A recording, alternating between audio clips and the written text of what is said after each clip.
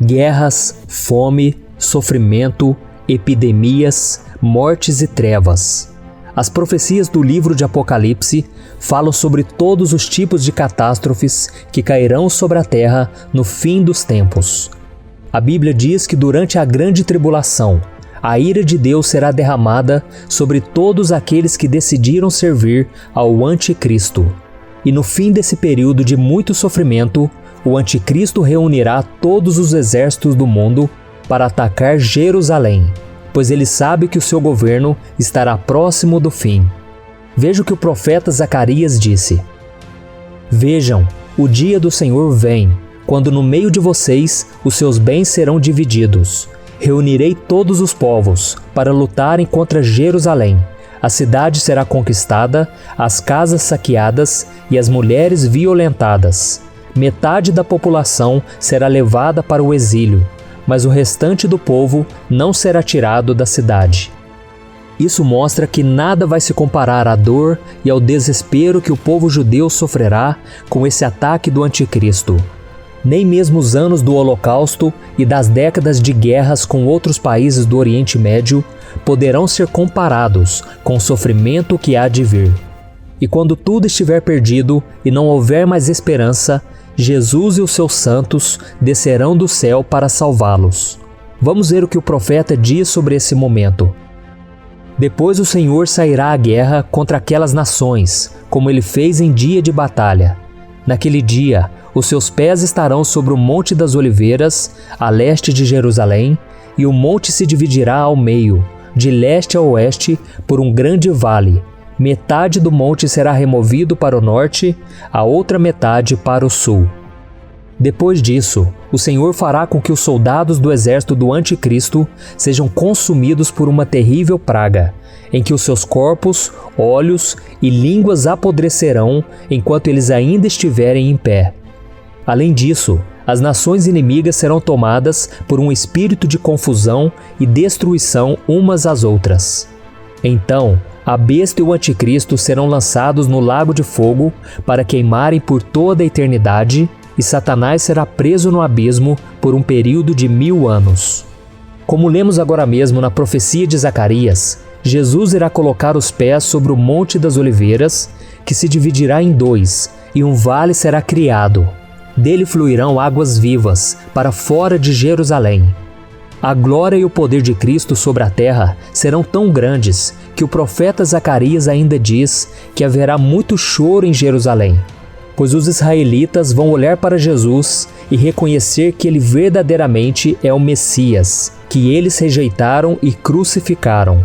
Veja o que o profeta diz: E derramarei sobre a família de Davi e sobre os habitantes de Jerusalém um espírito de ação de graças e de súplicas. Olharão para mim aqueles a quem traspassaram e chorarão por ele como quem chora a perda de um filho único, e lamentarão amargamente por ele como quem lamenta a perda do filho mais velho. Naquele dia muitos chorarão em Jerusalém, como os que choraram em Hadad-Rimon no vale de Megido. Em seguida, a Bíblia diz que haverá um grande luto naquela cidade. E o povo de Israel verá que mesmo depois de terem rejeitado e perseguido o Filho de Deus, o Senhor ainda terá grande misericórdia por ele e demonstrará que deseja salvá-lo.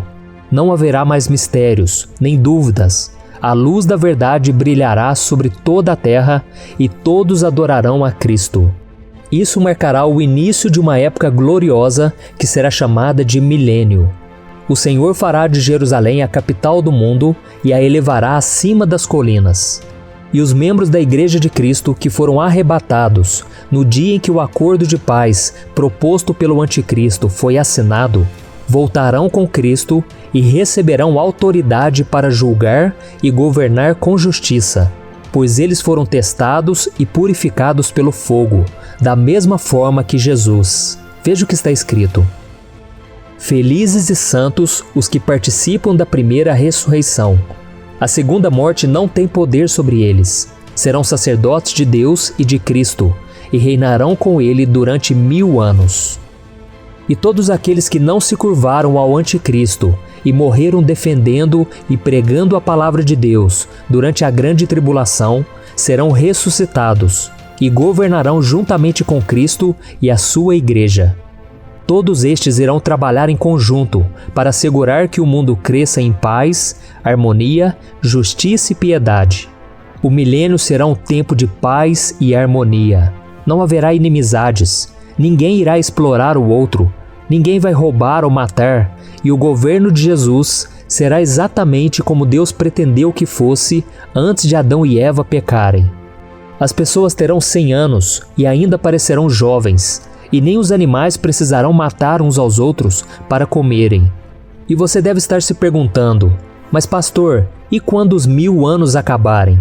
Bem, por mais que o milênio seja um período onde a paz e a justiça reinarão sobre a terra, esse não é o objetivo final de Deus para a sua criação.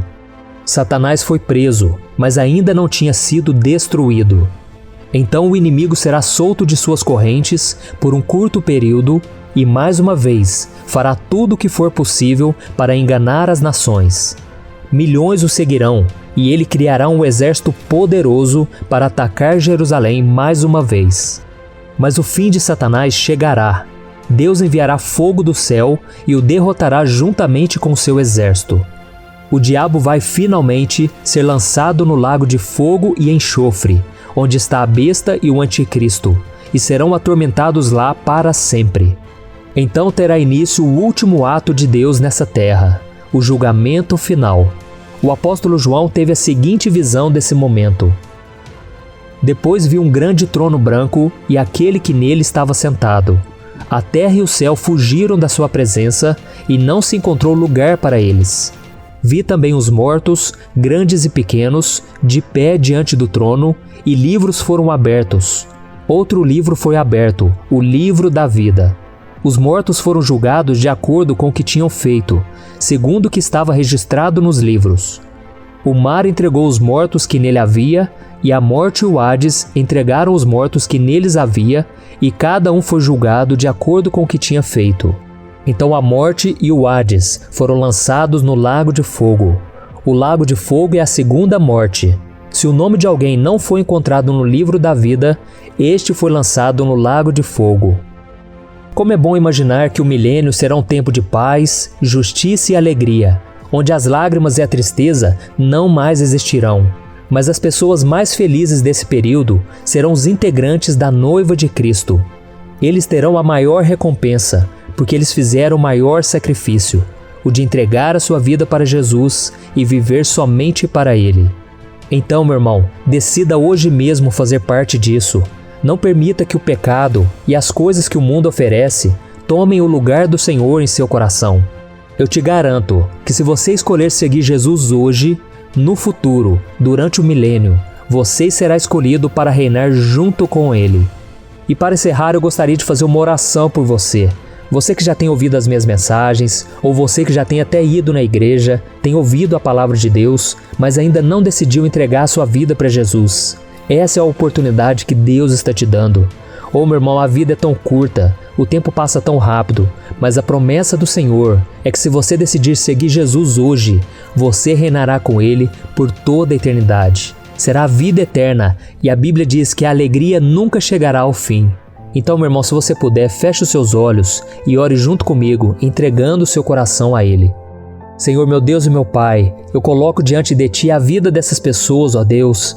Meu Pai, o Senhor já tem tocado no coração delas. O Senhor já tem falado com muitas delas, meu Pai, e chegou o momento delas entregarem as suas vidas para Jesus. Elas vão confessar agora, meu Pai, com a boca, que Jesus é o Senhor e Salvador de suas vidas. Meu Pai, receba, meu Pai, essas orações, essas pessoas que estão clamando a Ti agora e pedindo para Jesus entrar no seu coração.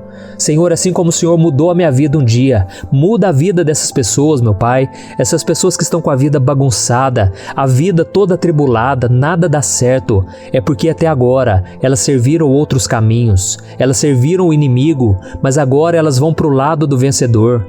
Meu Pai, tenha misericórdia, meu Pai, derrama da Tua graça, traz salvação, libertação, cura, Jesus, derrama do Teu poder sobre essas pessoas que agora estão acamadas, que agora estão presas num corpo cheio de enfermidade, cheio de doença. Jesus, cura essas pessoas. Eu declaro a cura do Senhor, eu declaro a salvação, a libertação.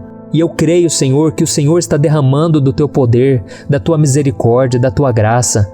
Senhor, escreve o nome dessa pessoa no livro da vida, meu Pai. Que o Senhor tenha misericórdia da sua família, que mais e mais pessoas venham se converter através da sua vida.